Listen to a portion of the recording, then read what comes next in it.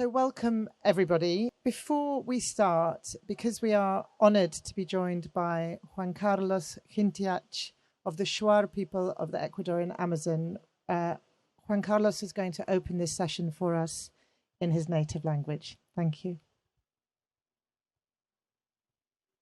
Ayu, biedhe Juan Carlos Jintiach, Campunia Biñaje, Bie Shuar, Tomasam de Mash, Atumin, Uhamahui, Amikmahe, Apupiririsa, Piririsa, Apupiririsa, Piririsa, Ti Wimatengia, Wimatengia, Ti Wimatengia, Wimatengia, Ha ha ha hey, ha ha hey, ha ha ha hey, ha ha hey.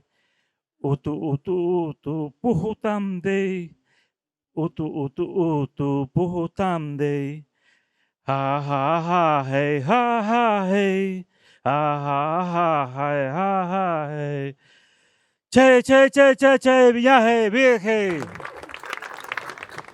Muchas gracias, Juan Carlos. Thank you. Well, I'm delighted to be here to moderate this important session about the role of Indigenous stewardship in protecting the world's rainforests. And I think this is about the most perfect setting in this country, anyway, that we could have for this discussion. My name's Cathy Runciman. I'm the co-executive director of an organisation called EarthPercent, which was set up by the artist and activist Brian Eno to work with musicians in the music industry who would like to take action on climate and nature, so helping to shape public conversation, raise funds and inspire action. It's fantastic to be here with three wonderful humans for this conversation, each of whom bring a unique perspective to this important discussion. So Juan Carlos, who you just heard from and who opened this moment for us so beautifully, is a Nobel Peace Prize nominee. He is the Executive Secretary of the Global Alliance of Territorial Communities, and he's here to share his perspectives from his communities and brings experience of Indigenous life in the forest. On the other side of Juan Carlos is Matthew Owen, the director of the climate charity Cool Earth. They give cash and data to Indigenous people that live in the rainforest, an incredibly simple and impactful climate solution that we're going to dig deeper into in a few moments. And next to me here is Rob Squires, who is the European Sustainability Manager at the electronics company Brother. And they've been a supporter of Cool Earth for 17 years. And Rob is going to give us his perspective on what long-term partnerships like this can achieve and what climate solutions like this have to do with British business. So Matthew, you're going to get us started, please. Tell us about this simple but effective idea of Cool Earths. Okay, thank you, Cathy. It's very straightforward. We all know that one of the top three to-do issues for us to address when tackling the climate crisis is saving rainforests. It's kind of something we had drilled into us from the nursery. And that's because not only do they store extraordinary amounts of carbon, so when they're destroyed, that goes up into the atmosphere, but also if we're going to recover, if we're going to stabilize our climate over the next 100 to 150 years, we're depending on the rainforest more than anything else apart from the oceans. It's as simple as that. They are the thing that gets us back on track. We as a species have been protecting rainforests for 100 years. Save the rainforest. It's the most well-worn slogan of the environmental movement, I sometimes think. And we've not done a great job of it. Half of it's gone. And the reason it's gone is because the approaches used don't work. So Cool Earth, 20 years ago next year, came up with a bit of research that looked at simply what did work. And if you look at reserves, if you look at putting wardens around it, if you look at actually fencing the rainforest off, that can't hold a candle to what has worked for generations, where individuals, communities, and Indigenous people have just lived in the rainforest and cherished it and depended on it more than anyone else in the world. That track record can't be beaten. And all Cool Earth does is tries to extend that track record into the future. Now, there are many ways you can do that. We think the most agile resource in the world is what you probably like to be paid with at the end of the month, cash. So we provide cash, no strings attached, to Indigenous communities living in the rainforest. They know how to spend it better than we do. And as a result, we're able to address the biggest risks they face. And they'll always be different. They might be loggers, they might be miners, they might be the state trying to steal their forests. But with cash, they're in a fighting chance to dial up their resilience to those forces and keep that forest standing. Super clear. It's such a straightforward approach. The musicians that we work with have really, really responded to this. I think for people who are not experts in what the solutions are, it's just so impactful and straightforward. But what's the origin story then of Cool Earth? How did you get started? It's inspiring stuff. In 2007, we had raised some money to look at this research, what protects rainforests, and we were contacted by an anthropologist, Juan Jintiach, who had worked with the Ashaninka people, not far away from you, just over the border in Peru, and they had malnutrition amongst 9 out of 10 kids. They had malaria off the scale, and they were being offered $10,000, which would get them out of this problem, by a logger who wanted to take all of their mahogany and all of their cedar trees. And it was a very tempting offer because it was the only offer. It was the only cash in town. They got in touch with Dilwyn got in touch with us, and they were being offered $10,000. We managed to scrape together 8. We were very new, very young. We said, we can't get 10, but we will get a bit more to make sure that we're matching it next year as well, and the year after. So long as you work with us, and so long as you remain committed to keeping your forest standing. That was 19 years ago. The village was Kutavareni. They signed up 3 of their neighbours, Kamatavishi, Paraharo. They signed up Aviri. They signed up their annexes. And now this area, which has roads rather than being in the middle of nowhere, and as such should be easy prey for loggers, 99% of their trees remain standing to this day. And that's very much thanks to the backers back then, some of who are on this panel, but also the 30,000 people who continue to support Cool Earth. It's amazing. So that's the origin story in Peru. You work in other parts of the world now, as well as still being providing that support in Peru. Same approach, same issues, same problems, same solutions in different forests around the world? Yes, but I will expand on that. Thank God. So, as I said, cash is a wonderful thing. The other thing that's wonderful is data. And we provide the means by which Indigenous communities in the rainforest can see exactly what's happening in the world, whether that be on the other side of the globe or indeed in their backyard. So we've been lucky enough, as I said, to work in Peru, we work in Cameroon, we work in Democratic Republic of the Congo, and we work in Papua New Guinea. Papua New Guinea, some communities we work with in the Far East, in Milne Bay, they, again, had loggers arriving on their doorstep. They had diggers and plants turning up to take the forest that they claimed they had the legal right to do. These people asked to work with Cool Earth. We were delighted to do so. And within virtually a matter of weeks, having put some agreements in place, making sure that they understood exactly what we were in there for, we were able to provide resources for them to hire lawyers, for them to map their land, and for them to get day in, day out data to understand exactly the threats posed to those trees.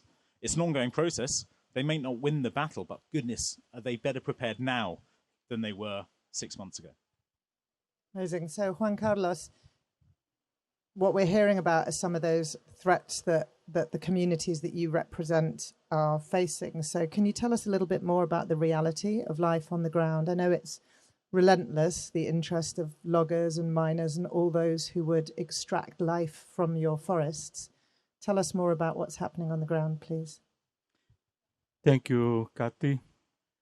First of all, let me give me a brief minute or maybe to share what I was thinking at the beginning, is because for me, it's not my ecosystem, but it looks very, very similar. When I was thinking, when I came to this country, I only go to big meetings in London and go back home.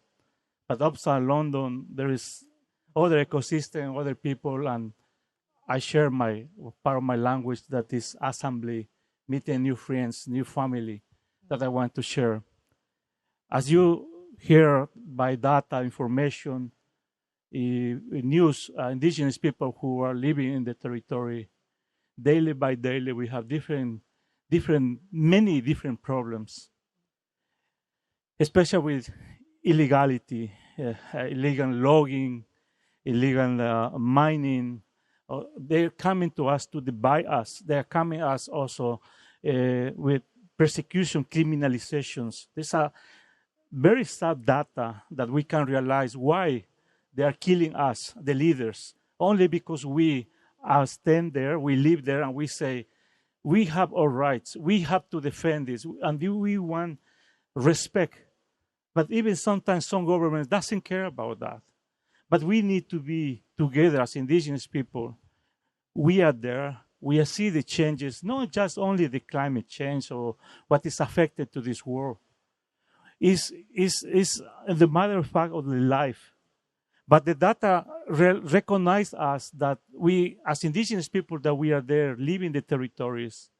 They say, where are these pristine areas? Where are the beautiful ecosystem? Who are living there? Until right now, there are many indigenous groups in the forest. They are not contacted with this reality, this society, these isolated, free people. But there are also people who are in transition. There are people who are strong. This is a new concept, or concept that we need to reflect the governance. Governance for us is very important. Governance is to connect and collectively to work together, protect ourselves. Because if you see around what is happening right now, they're destroying my land. They're destroying my forest. They are killing us. They're contaminating the rivers. And this is very sad, and I keep going. So in this momentum, that we bring this consensus from the grassroots, we are there. We need to bring these voices around the global and international arena, and that's where we find partners. That's why we need help and collaboration, solidarity collaboration. And resources are very important, because with that, we don't want this some money never can go in directly. We want directly finances to the territory, direct. So what does it mean? Takes months to months. No, the urgency is now. So we need to be effective. How to develop these tools, like my friend was mentioned here. So this I recognize. So we have a lot of problems. We have a lot of ideas also that we want to share, but also we have proposals. We have new ideas. We have a new hopes that we can bring from the territory. So I will stop there. Thank you. I think it feels like trusted relationships are extremely important for you. Trust in your communities, in your people. Could you say something about that?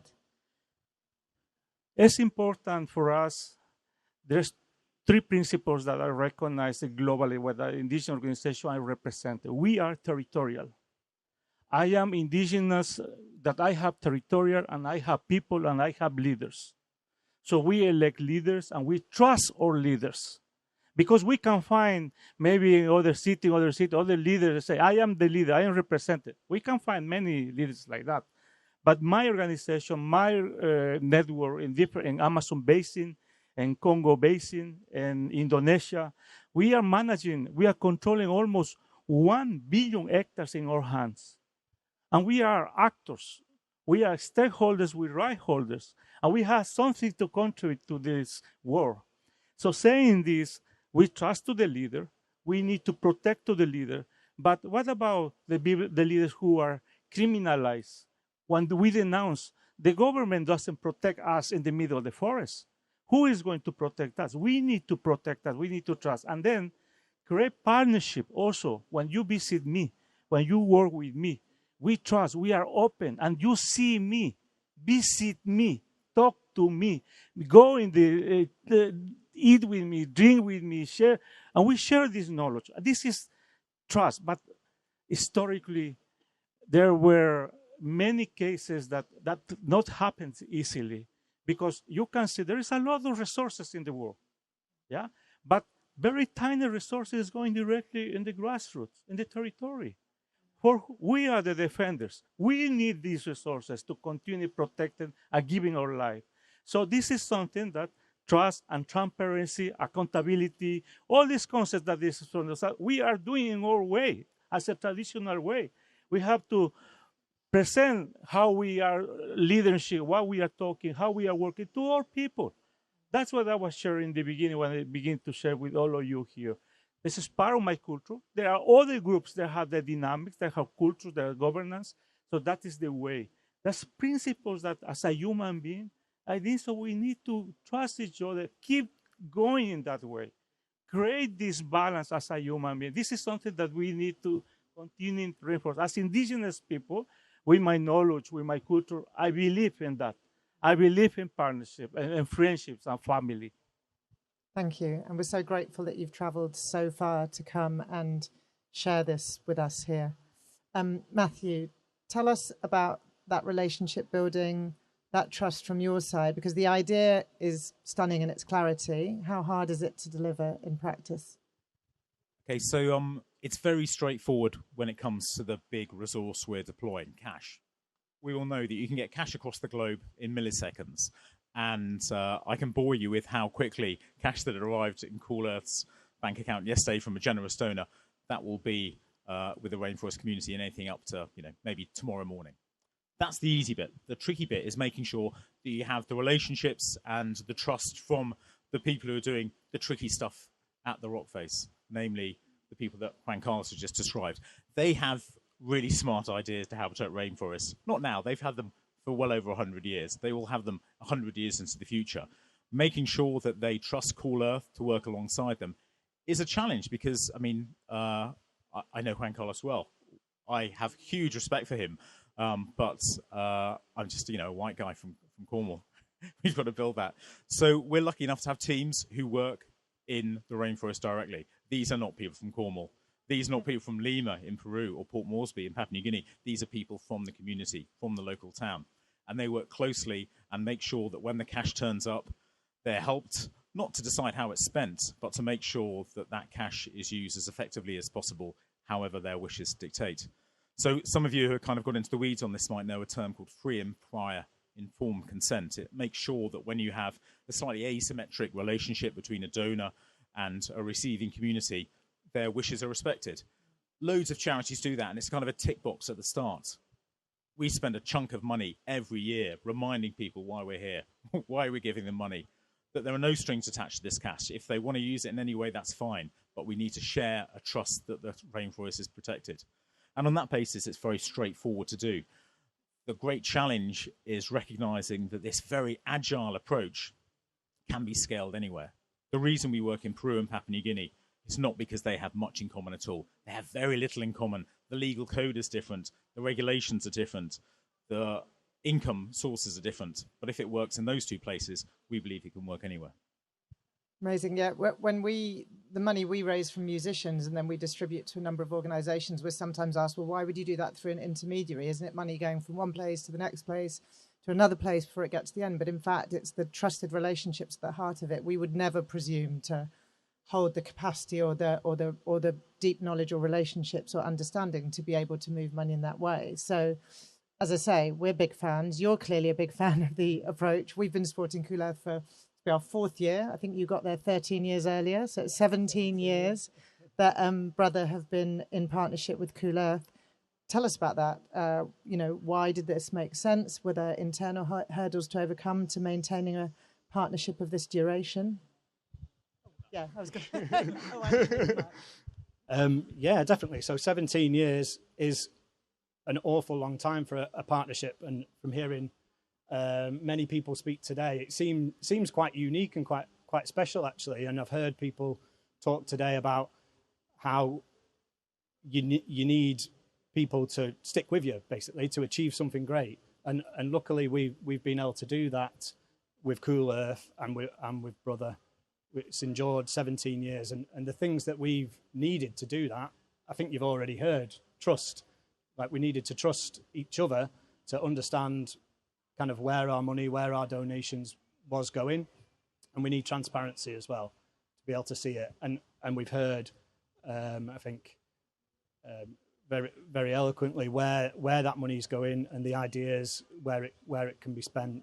I think also one thing we need is simplicity. Like simplicity of the model of how that money is distributed, and so we can explain it. So we can explain it to our customers, so we can explain it to our partners, our investors, and also within our own marketing material, because we've got to have something in it for ourselves. And it really, in those 17 years, it's been a real close connection. It's been born out of some great projects we wanted to achieve around circularity and extending our product life. I should have mentioned, like Brother, a printing company. So we have nothing to do with rainforests. We make printers and consumables, amongst other things, including sewing machines, you might know us for, and karaoke machines as well. So we've got diverse range of products, but yeah, not going to do it now, no. But yeah, so it's endured 17 years and hopefully endures another 17 as well.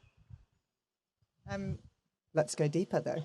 I mean, I have to say, also as a fundraising organisation, it's unbelievable a corporate partnership like that should last that long. I think, any charity will get excited about a new donor or a new partner coming on board, but really it's the consistency, it's the stability of relationships that really transform, I think, the work that any organisation can do. I've never heard of a 17-year corporate partnership. I hope by you speaking here, there's some people in this audience that go, I'm going to beat that. I'm going to do a longer-term partnership. It is transformative to have a partner that you can depend on, that you're not sort of reselling the concept into every year. So let's just explain a bit more. What's in it? Which are the objectives? Is it, how does it meet your sustainability goals to have this partnership such that it can endure in this way? Yeah, and I would say if you are setting out to beat us, then Cool Earth is probably a good partner to try and do that with. Obviously, you'll never catch us. But in terms of a partnership, and the targets it meets for us. So initially, we established our kind of partnership around our circularity project. So Brothers got a long history of extending our product's life through circularity and circular business models. So far, we've taken back and remanufactured, given a second life, over 40 million consumables. And originally, the Cool Earth partnership was tied in with that partnership. We made it very clear that as well as getting a really durable, high-quality product, and one which could be remanufactured and reduce its environmental impact that way, we were also supporting and protecting the rainforest and supporting society. So that really linked well with Brothers' like kind of original philosophy. So Brother is over 115 years old as a company, and we've set out with a philosophy to protect the environment and contribute to society. That's kind of in everything we do. It's in our global charter, and we have a at your side philosophy as well. So I think a long-term partnership really speaks a lot about that at your side partnership. We can see the real benefits that the partnership's having. Our customers and partners can see that benefit. We can explain it. We trust it. It's transparent, and it is really embodies that kind of at your side philosophy and strategy that we have. Thanks, Rob. So we're here at Anthropy, which I think the overarching theme is building a better Britain, and yet we're talking about direct cash transfers to Indigenous communities to protect the rainforest. So you might say, what's the connection?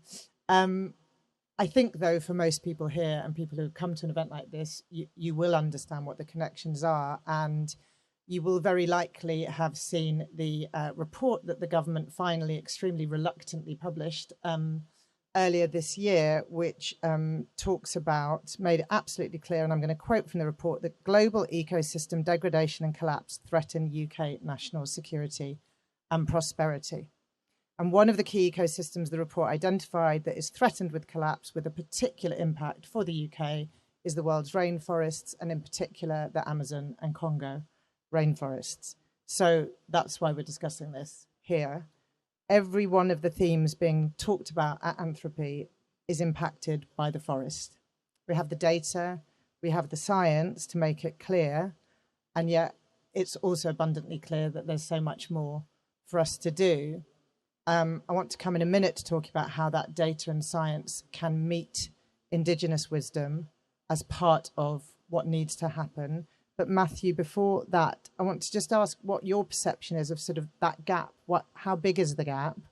What are we going to do to close the gap between what's needed? You have a demonstrable proof of concept, right? Doing this works. how much more is needed, what's happening, who else is coming alongside you? Tell us. It's a great question, because many of our donors say, how much do you need to kind of get the job done? And I need to remind them, Call Off is a small organisation. We do extraordinary things, and an incredible team that really do get so much more bang for buck from what our donors do. But we're small. We have an annual income of around 5 million. We raise money from principally the UK and the US. And over 20 years, we've protected 1 million hectares. We work with 130,000 Indigenous people, and that's kept getting on for 500 million tons of CO2 in the ground or in the woods, which is great. The really good news, though, is we've done far more than that, because we've produced an evidence base that demonstrates this works and it can work anywhere. And we sit next to people like Juan Carlos. We work with 130,000 people. He works with millions. We have protected getting on for 1 million hectares. Your organisation represents, I think, 950 million hectares. There are around 1.5 billion hectares of rainforest out there. So the extraordinary thing is, the tricky bit's been done. We can show it works. We can show the mechanisms that need to be put in place to put money in people's hands. We've shown the trust that needs to be established. And we also know that the people who do the hard work on the ground, who have the ideas, who have the passion, who have the track record, are keen to do this. They're the tricky things to get in place. The thing we just need to move quickly, and I would say easily, is that budget dust for the US Department of Defense. Probably we're talking 15 billion a year to actually protect the rest of the rainforest through these simple direct cash transfers. Very simple, very understandable, very cost effective. It's really political will. It's the only thing that's holding it back. Amazing. How much money has Cool Earth moved in its history in this way? We put 42 million, which would buy you 2 interceptor missiles. That's context, isn't it? I need to not go down that rabbit hole at all. Thank you. Juan Carlos, let me bring it back to you. We touched a little bit there on this idea also of science and data, and how perhaps it needs to meet with the wisdom held in your communities with traditional knowledge. Would you talk to us a little bit about that, and also tell us some more about what's happening in the forests in your communities today, please?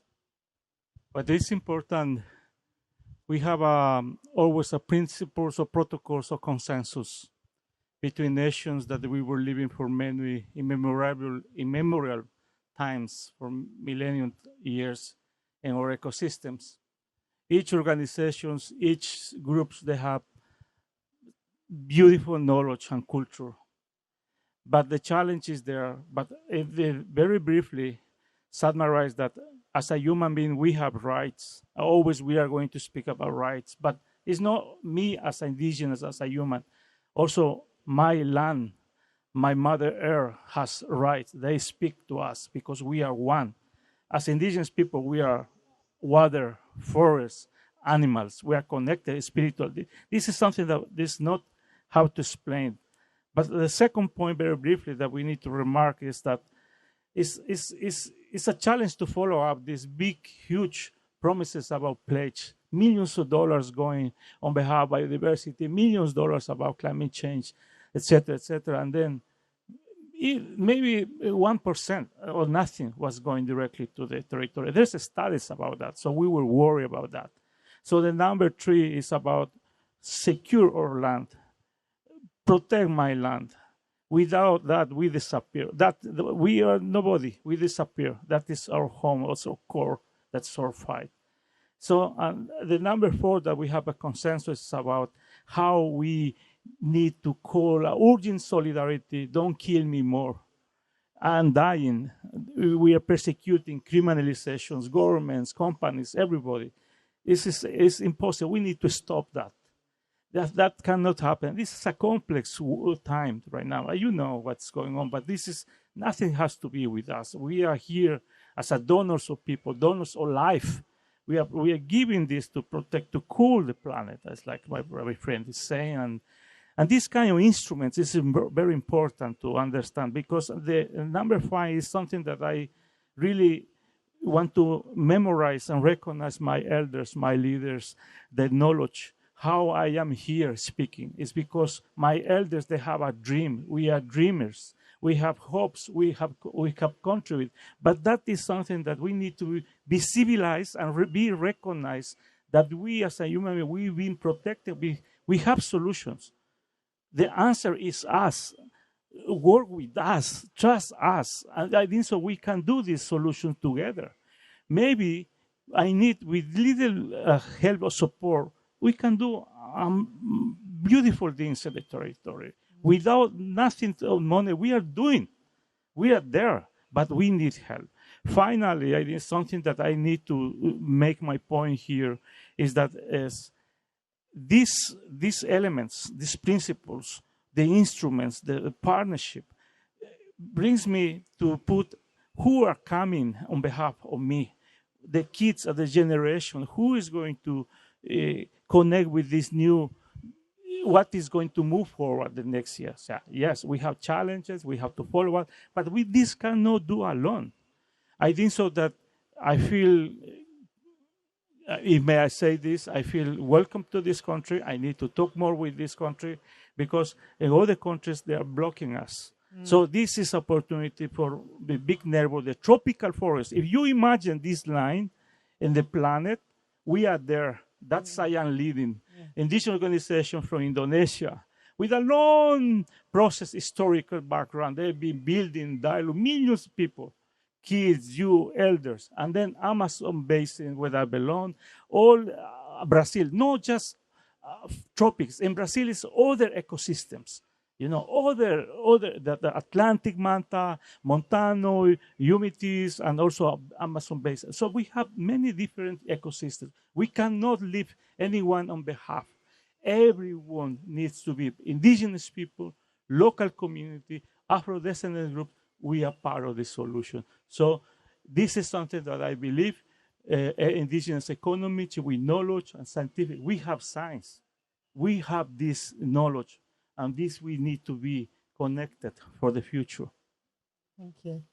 We're going to have lots of time for questions, so please be thinking of things that you would like to bring into the discussion.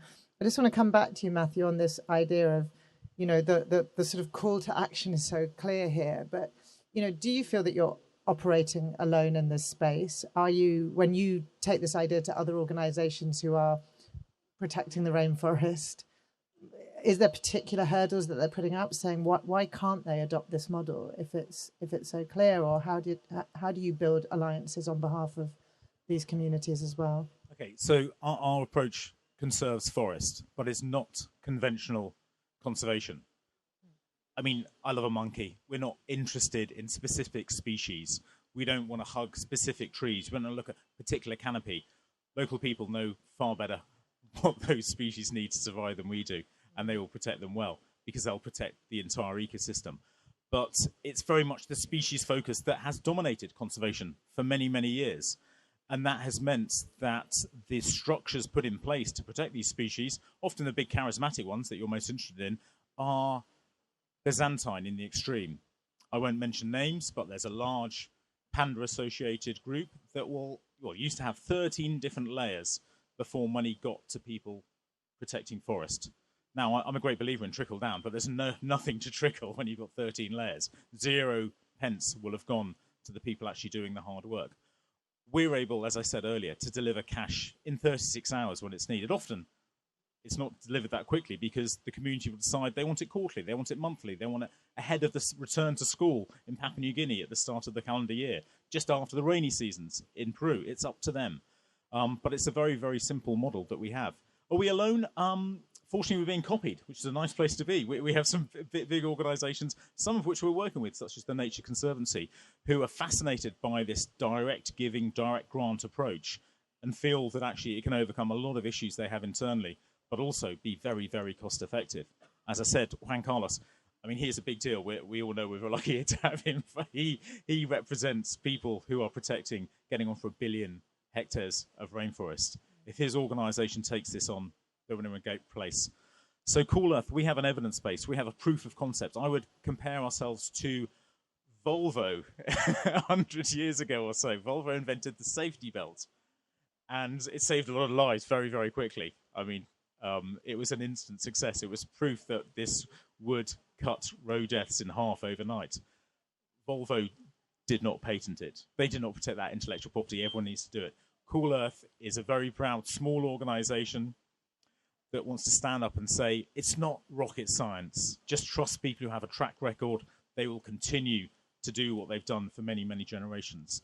And the more people who copy us, the more people who have faith in Juan Carlos's organisation and the extraordinary number of territorial organisations he represents, the better. It's something that can go viral. Amazing. Rob, just before we're going to go to, I'll have one more word with Juan Carlos as well, but just on this question, I guess, of political will, we know that the prevailing environment for good climate and nature work is not necessarily in any of our favour. Are you finding that you need to explain things differently? Is there a bigger job of persuasion you need to do? Do you spend any other time trying to persuade peers in other organisations to adopt similar approaches? Yeah, I think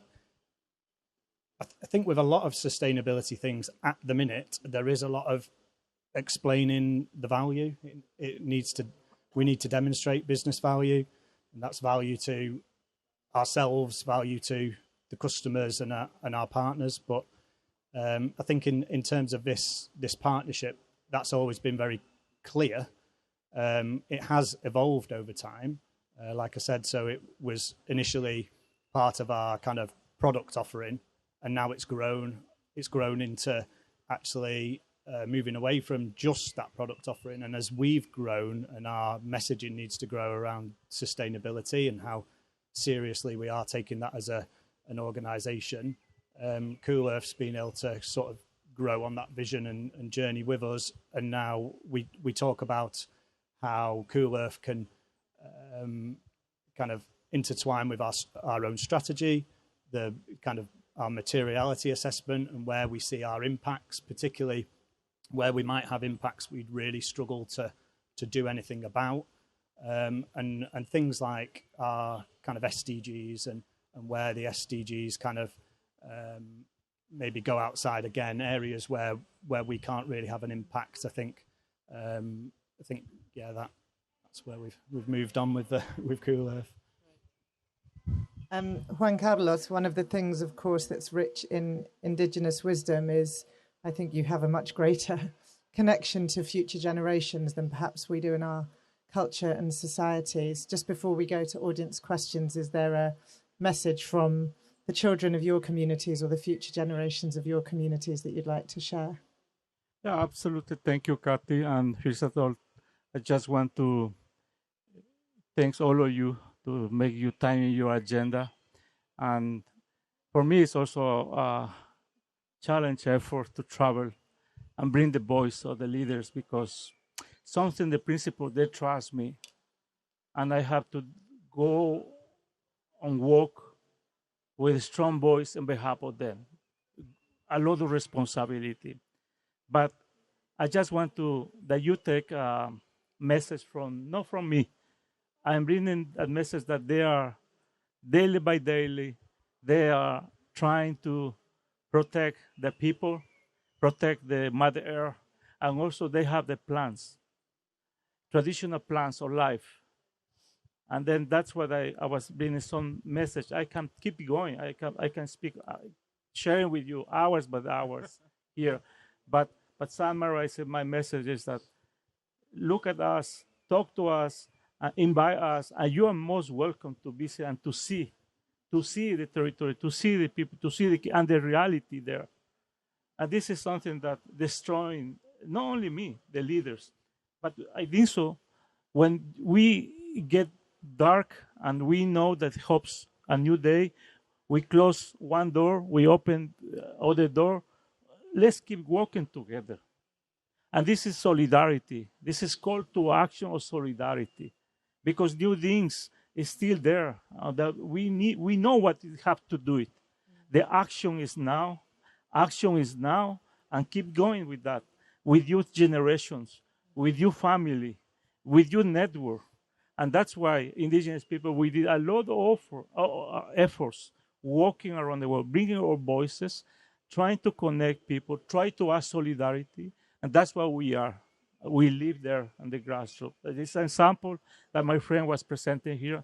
He invited me, and I am so proud to say this kind of exercise, when this is going directly in the communities, I am most happy. You don't have to give money to me. Has to go answers there directly, the urgent necessities and calls. I can bring the data, how much they're minute by minute destroying my land, the forest, and everything. But if we don't do that, everybody is going to suffer. All the countries is going to suffer. We know that. So to be civilized again, as a short message, I didn't talking too much. I love to speak. That's one of my to share about my culture and other cultures. I hope I bring this message very clearly. We are from the rainforest, and we are there. And the answer is us, and we have solutions. Let us work together with you. Está clarísimo. It's totally clear. So, over to you all. It's not me you want to ask questions to, so I'll pass my microphone to, if that's going to work, unless it's going to do something weird when I move. Who has a question? Okay, I'm going here. No, you keep that one, and I'll take this here. My question is to Matthew. The Cool Earth model of giving cash directly seems very simple and effective. It's actually two parts, my question. One, have you seen a need for that model to evolve? And what is a plan if you run out of cash? Thank you. Good questions. So has it evolved? Yes. We've been going 20 years next year, and we do less and less each year.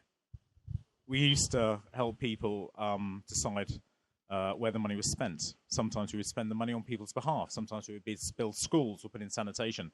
We've realized that we can come up with great ideas, but people who live there and are checking out what's best for their kids, what's best for their elders, what's best for their community, they'll make much better decisions. So we pulled away from the planning. We'll help the planning being done by the community, but we don't have a voice in that. We used to invest a lot in livelihood work. Again, great. Who doesn't want to have a successful cacao cooperative providing chocolate bars? We can just step away from that.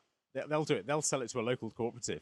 And some of you will have chocolate bars melting in your laps, which are an entire result from that. The community of 3 Ashaninka villages have decided to go to a particular cooperative in the local town of Satipo, and a Cornish manufacturer called Chocolado produces the finest chocolate you'll ever have, unless you like something like dairy milk like me, in which case you'll find this horribly good quality. So less and less, just sticking to the knitting, delivering cash, delivering data where it's needed, and backing away. What happens if we run out of cash? This is such a big one, because I know, talking to Juan Carlos and many of his colleagues over the years, Indigenous communities got very familiar with big guys turning up, building a house for their staff, promising the moon on a stick, and disappearing in 18 months.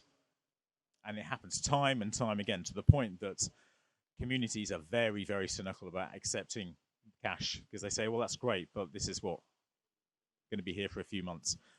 Cool Earth does not sign any commitment with the Indigenous community unless we have pre-funded it for 2, 3, sometimes even 4 years. We have a reserve of £8 million. That is not because we're planning a big Christmas party. It's because if we fell over, if the money ran out, every single commitment we have to an Indigenous community can run its course. And that is the biggest vote of faith in our model. Because if we think that it will run its course because that will contribute to our mission, then people continue to fund us, even though they see a lot of cash on the sideboard. It's absolutely essential. And at this point in the cycle, the political climate, who knows, when climate change and the climate crisis is coming off the top of the agenda, it's making sure that we have fantastic long-term backers like Rob, fantastic partners on the ground like Juan Carlos, and a whole range of people who have faith in us. That means the wheels will keep turning. Because we all know, even if we're not talking about the climate crisis in Washington now, God, in 5 years we will be. Please, God. There was a question here first, then I'll come to you. Oh, thank you so much. I guess my question is coming from the place of how to best support Indigenous people around environmental sustainability and applying their wisdom. And I'm asking a question from quite a different context. So I've been working with somebody from the Maasai community in northern Tanzania who's an up-and-coming elder, and we've kind of intersected around exploring eldership and what that means in the current world. Their context at the moment is that there's been increasing encroachment, or rather they've been increasingly removed, forcibly evicted from the rangelands where they live. And this is being done and perpetuated now. There's a new kind of wave of those evictions under the name of climate change initiatives, so carbon offsetting schemes, fortress conservation, etc., which obviously for them in their communities as traditional pastoralists who have passed on their wisdom so that people like Alan Savory can tell us the rest of the world about regenerative agriculture and holistic grazing. They're the original holistic grazers, and yet they're being punished for being in the wrong place, apparently, because of these schemes. So I guess my question is, what advice would you give me, somebody who's trying to support and partner with that community? And also, how do you counter climate initiatives that are actually going against the interests of Indigenous peoples? Good question. Thank you for your question. Before to go, that's very interesting. If I don't finish, we can continue it. But I really appreciate your question also, because I just want to, very briefly, that I would like to continue these discussions. As Indigenous people in Consensus, we preparing an initiative to launch it in UK Climate Week, that is Indigenous economy per se for the future. And we are developing a gift. What is the gift that we Indigenous from our products, from ecosystem, we are bringing to the world? So I'm not telling you more because you need to follow up me. That's a surprise that we are going to present, and you're most welcome. And this instrument about how to use these monies about plants of life. We discuss between the leaders and elders how we can use the resources in our own self-determinations and all decisions, right? This is very, very important points. Just to follow you, we have solidarity in our ecosystems. I speak on behalf Indigenous from the tropicals, but doesn't mean that we are not have this solidarity per se. How to connect and support each other, and the human rights, Indigenous people rights, collective rights has to be clear. You know, we cannot move forward. It's not, there are things that we cannot accept. And in that context, I know that very well, that case. I have brothers and sisters from that regions, but in my responsibility right now, before I was leading climate change globally, because we are several regions, social cultural differences, but the brothers and sisters, we hear about this carbon market. Now there's a lot of anachronics, biodiversity credits. But the context here has to be more deeper, how we can, as Indigenous people, local community, we can strategize together with our partners. And this is a message for partners. Partners need to talk each other and to trying to support, because sometimes we see competitions. And this is something that, with our respect, that's not the point. I mean, we need to work together as a family, as a collective, because even that they are not they don't have rainforest, or they have other ecosystems that are important for solidarity, and there are other groups. Finally, I think so that that we are following sometimes on who make a decision makers, the governments, politics.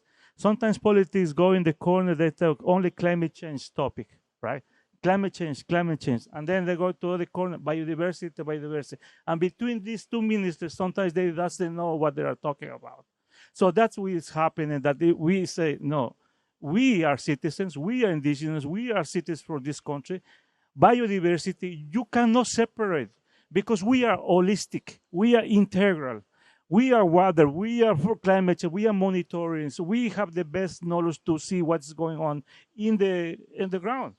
Oh, really? Yes, really. That's why we have actors. This is my land, but a lot of threats, a lot of problems, a lot of pressure. So my final point is, so connected with these elements, we are working, we are following very hard about this solidarity. One of my leaders and my good friends now was arrested is in jail in the government of Russia. It's in jail. So who other government is going to talk on behalf of indigenous? No. We need to see what's going on. It's just to say we are part of this context. This is very difficult. We need help like you are doing. Keep going. We are doing our best.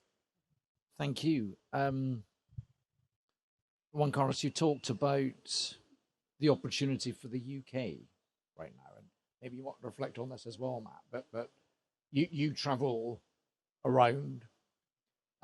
What do you see as the opportunity for the UK in this conversation right now, and how do you view the UK right now in terms of this conversation?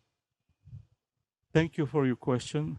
I will appreciate next time, Cathy, who are the persons I am talking, who represent, maybe your government or your NGO. No, sure. So I chair something called the John Smith Centre, which is about getting young people involved in the public square.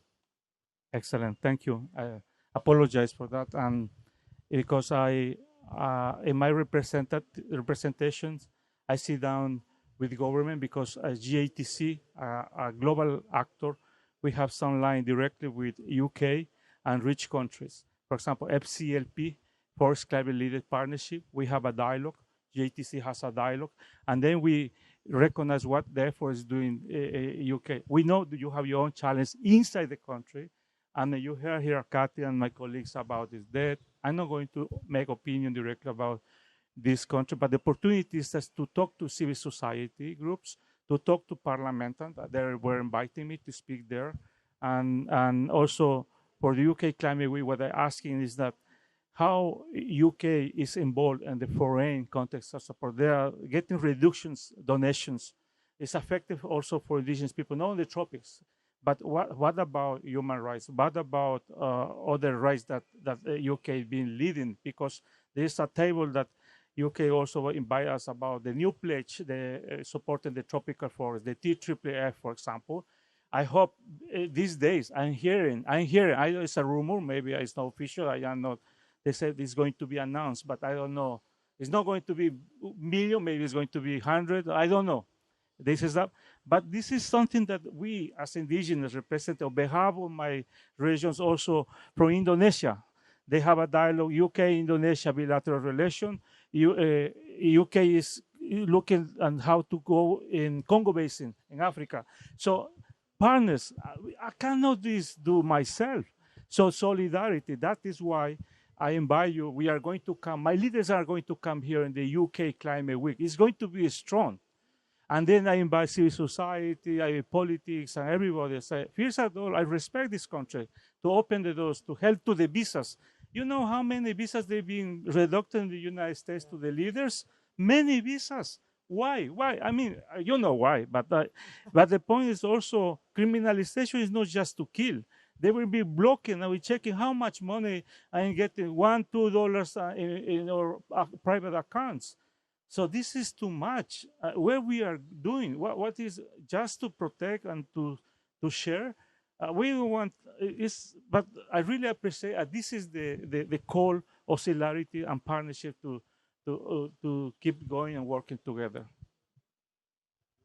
I would echo that. I mean, the UK is in a surprisingly strong position when you look at how at a low ebb many of our institutions seem to be. As Juan Carlos said, New York Climate Week will happen, but it will actually be an echo of what happens in the UK. Far more organisations are coming to London Climate Week. Equally, the Parisian UNEP Congress, which is meant to be next week, cancelled, coming to London. London, for some reason, does seem to be the crucible for this, partly because it's a safe space, partly because our Foreign Office is still willing to fund some really important initiatives, particularly in the Congo. Lord knows why, but we do seem to have a particular expertise there. So we probably do need to take a step back and recognise that whatever we think is happening in some of our key institutions, we do still carry far more heft. And Cool Earth are lucky enough to have 54 different countries supporting us in some way or another. But most of our supporters in the UK, and they do seem to get it. Great. One more. So I'm going to take both questions. We've got 5 minutes. I'm going to come and ask you both to ask your questions, and then the panel can respond to it. And it's worth saying that these lovely panelists and the team from Cool Earth are going to stick around. They're going to be at the drinks up in the visitor centre at 5:30, and everybody that wants to meet Juan Carlos will have an opportunity to, and Matthew and Rob. So please stick around. So if you have other questions, up in the visitor centre over a drink later. But I'm going to come and take these 2 questions. So. Hi, my name's Natalie. I've done some work with Chester Zoo, and I've been helping connect them to corporate partners to help their project with Madagascar. There's an organisation called Madagascar Fokajay. I always say that a bit wrong, so don't quote me on that. It's not so much a question, but it was just more in the spirit of knowledge sharing and sharing best practice. I just wanted to, highlight that partnership because it's something which has led to corporates working together to save rainforests, to help endangered species, and to empower local communities to do what they do best. And so everything that is being said today is happening up at Chester Zoo with lots of different projects, and they oversee 70 special projects around the world. And there are ways to get involved. And obviously money is at the heart of a lot of these conversations, but there are actual steps that people can take. And just in me introducing 30 corporates to that conversation, Tyler Grange, who are here today, they're an environmental consultancy, and they have become Madagascar Fokajay's very first corporate partner, and they've entered into a 3 to 5 year sort of partnership where we hope to raise the profile of what work's being done. And I'm having to refer to my phone because I'm so nervous talking to you all. But it's basically, it's community-led conservation, and that is what I'm hearing today, and that is what is so important. So whilst the rest of the world, we might have the resources like money and time, but we need the actual expertise and the passion and protecting, I think, the history of nations. Anyway, I've spoken far too much, but I just wanted to share that. I'd love to connect you to those teams at Chester Zoo. Thank you. I'll be very quick. From a kind of communications point of view, obviously at the moment, fear, fatigue, kind of the enormity of these challenges is a big thing we're coming up against. How do you think we sort of reinvigorate that conversation and tackle the fatigue that we're seeing? I'll give a very quick answer. It's evidence. It's being able to... can you hear me? It's evidence. It's being able to demonstrate that what you do works. So if someone's just passing the time of day on TikTok or something, they can see something and they'll be excited about it. But they can dig and they can dig and they dig and they dig, and they can actually get to pixelated, anonymized data that shows the state of the canopy 1 year after Cool Earth forms partnership, 3 years, 5 years, 20 years. And it's as simple as that. And we have an extraordinary comms team who would be delighted to talk to you about it. We firmly believe that the only thing that does cut through is evidence and recommendations from the ground, which is kind of what the basis of our comms strategy is. I'd say a bit of culture and art on top of the evidence works very well as well, but then that might be my particular bag. Rob, I'm going to ask you just say something about whether you're finding that fatigue or fear is becoming dominant, and then I'm going to give the closing word to Juan Carlos. I can't say it. I really do. Like I think I've said a few times, we reinvigorate the partnership. I think after 17 years, it needs to be refreshed. People at Brother stay around at Brother, so some of them do remember like why we're first involved and really are very clear on the partnership. But some people don't. Some people start again, start newly at Brother, and we need to be told. So yeah, we're constantly refreshing it. But I think it's, like I said, it's very clear, it's simple, and there's a lot of trust and transparency in the partnership. So yeah, happy to keep refreshing it really, and keep promoting Cool Earth. Well, hand over to Juan Carlos. Cathy and my friends and all of you, thank you very much to give me the opportunity to listen to me. And I just want to invite to connect with my brothers and sisters over they have all my information, over have my network, because we are waiting to connect. There's hopes for kids. We need to send these signals for the youth, for the kids, for the generations. And I just want to imagine to them when I come back to them, I have thousands of questions. And then also there's beautiful things that we have to see more there, more further. And we cannot lose there. And keep doing what you are doing. Thank you. And then for accept these comments from me. On behalf of my people, on behalf of my organization, on behalf of the Mother Earth, I feel welcome and thank you to be my new friends here. Thank you. Thank you. A big thank you, round of applause for all of these wonderful humans who are doing so much for this, for the rainforest, to Rob, to Juan Carlos, to Matt. See you up in the bar then. Thanks.